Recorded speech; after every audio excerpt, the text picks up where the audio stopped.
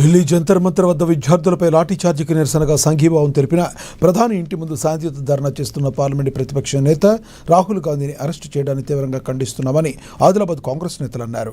గురువారం పట్టణంలోని గాంధీ విగ్రహం వద్ద నల్ల రిబ్బన్లు ధరించి నిరసన తెలిపారు. కేంద్రంలోని నరేంద్ర మోడీ ప్రభుత్వం విద్యార్థుల జీవితాలతో చెలగాటమాడుతుందని ఆత్మ కమిటీ చైర్మన్ గిమ్మ సంతోష్ విమర్శించారు. విద్యార్థులకు మద్దతుగా నిరసన తెలిపిన రాహుల్ గాంధీతో పాటు కాంగ్రెస్ అగ్రనేతలను అరెస్టు చేయడం ప్రజాస్వామ్యానికి విరుద్ధమన్నారు. విద్యార్థుల డిమాండ్ మేరకు కేంద్ర విద్యాశాఖ మంత్రి ధర్మేంద్ర ప్రధాన్ను పదవి నుంచి తొలగించాలని డిమాండ్ చేశారు. అటు శాంతియుతంగా విద్యార్థుల నిరసన తెలుపుతున్నప్పటికీ కేంద్ర ప్రభుత్వం ఇప్పటిదాకా స్పందించకపోవడం శోచనీయకరమని కాంగ్రెస్ పార్టీ పట్టణ అధ్యక్షుడు కిజర్ పాషా తెలిపారు. విద్యార్థులపై లాఠీచార్జ్ చేయడాన్ని తీవ్రంగా ఖండించారు.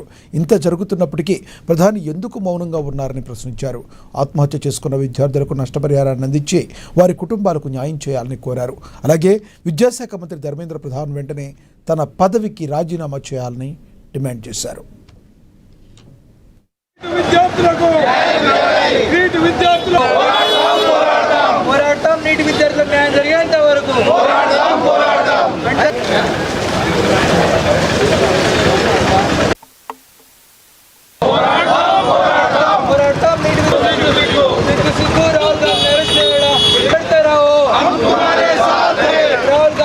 ఈరోజు పిసిసి పిలుపు మేరకు మరి ఆదిలాబాద్ పట్టణ కాంగ్రెస్ పార్టీ ఆధ్వర్యంలో మరి శాంతియుతంగా గాంధీ విగ్రహం ముందు కేంద్ర ప్రభుత్వం విద్యార్థి లోకానికి వ్యతిరేకంగా వ్యవహరిస్తున్న తీరుకు నిరసనగా ఈరోజు నిరసన కార్యక్రమం చేపట్టడం జరిగింది.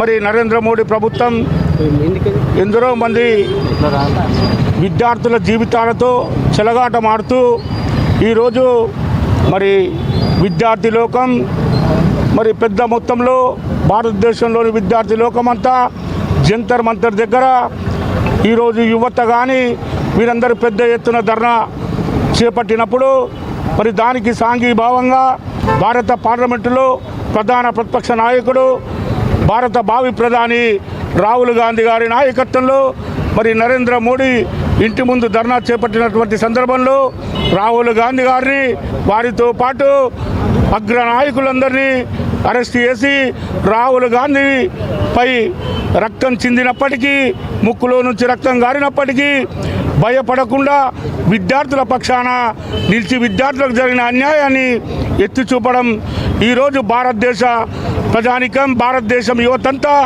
మరి రాహుల్ గాంధీ గారిని సమర్థిస్తుంటే కేవలం నరేంద్ర మోడీ సర్కార్ వారు మాత్రం రాహుల్ గాంధీని కించపరిచే విధంగా మాట్లాడడం న్యాయం కాదు. ఇప్పటికైనా ఆత్మహత్యలు చేసుకున్నటువంటి నీటి విద్యార్థులందరికీ వారి కుటుంబాలకు పెద్ద ఎత్తున ఆర్థిక సాయం అందించి మరి విద్యాశాఖ మంత్రి రాజీనామా చేసేంత వరకు ఈ పోరాటం ఆగదని చెప్పి ఈ సందర్భంగా తెలియజేస్తా ఉన్నాం. आज बीजेपी गवर्नमेंट की तरफ से नीट एग्ज़ाम की वजह से 21 बच्चे अपनी जान को बलिदान दिए, सुसाइड करे और आज भी जंतर मंतर पे बच्चों का प्रोटेस्ट चल रहा है.